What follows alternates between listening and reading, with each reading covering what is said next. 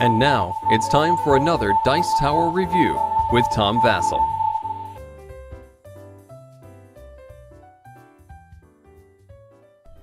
Today we're talking about the game Thunderstone, and I guess I should get out the obligatory fact that Thunderstone is a deck-building game very similar to a very popular game called Dominion. In fact, a lot of it was so similar that I was very surprised that in the rulebook there wasn't any mention anywhere that, you know, like just a thank you to Dominion, but whatever. I mean, it's different enough and feels completely different enough that you may like one and not the other, and you may like them both, or you may like neither. I'm going to show you a little bit about the game and explain why I like it, quite a bit actually, and why you would like it too. Thunderstone is a game where you're building a deck of cards as the game progresses. And you're building this deck of cards so that you can go out and fight monsters and defeat these monsters to get different victory points. There are different cards in the game, and many cards will have a certain amount that they are worth. So like, for example, this torch, when it is used, it is worth 2 to buy things with. Also, you'll notice this little number down here. This torch provides 1 light, which is useful in dungeons. And the torch costs 3 above its name. This is an item. You can also see here, for example, the dagger. It's worth 1 at the store, and it has a weight of 2, which means some characters can use it, but they have to have at least a strength of 2. And it gives a special ability in battle. It's an attack of +1. Then over here we see the militia. He has no value when used to buy things. He has a strength of 2, and he has an attack +1. So because of his strength of 2, he can use that dagger that we just showed in combat. And here we have iron rations, which have a value of 2 when used in the store.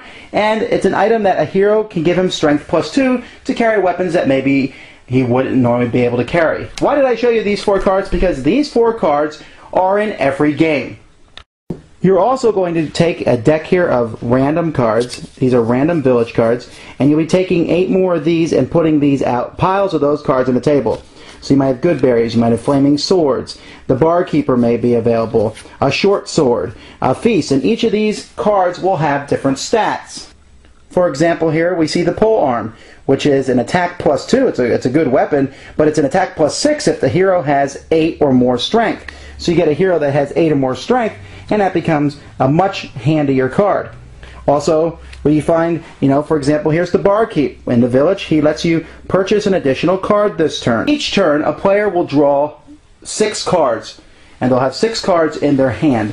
And they're going to be able to use these cards for different things. And one of the things that they can do on their turn is rest.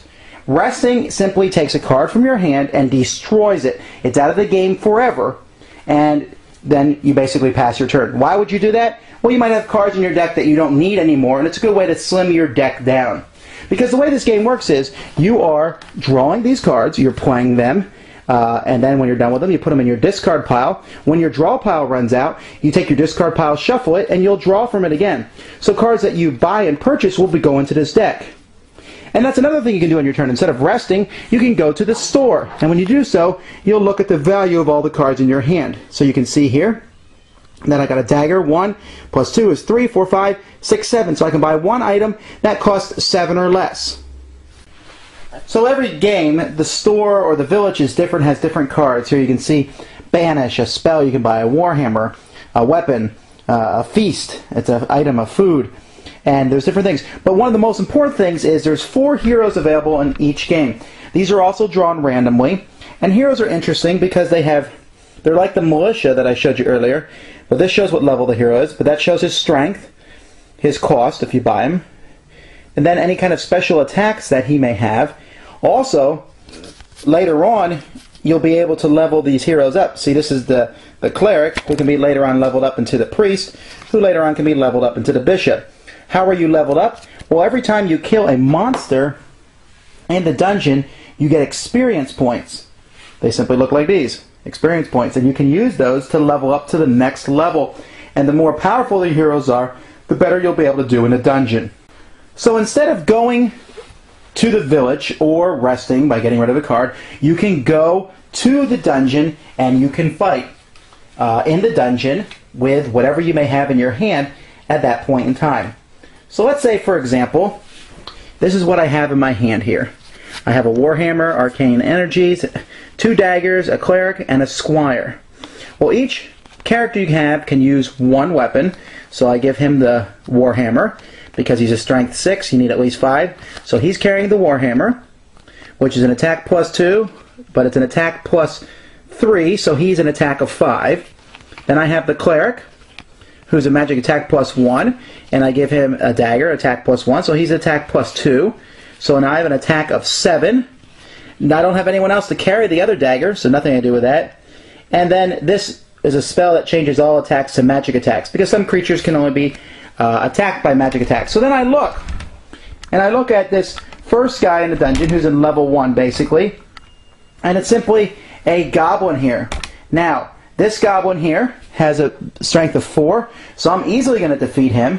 If I defeat him, he'll go in my deck at the end of the game. These points here in the corner, he's worth 1 point, he's worth 1 experience point over here, and so he's kind of useful to kill. However, I could decide to skip him and go to the next goblin, or skip him and go to this dead bone troll. I mean, look how useful that dead bone troll is, worth 5 points, 2 experience points.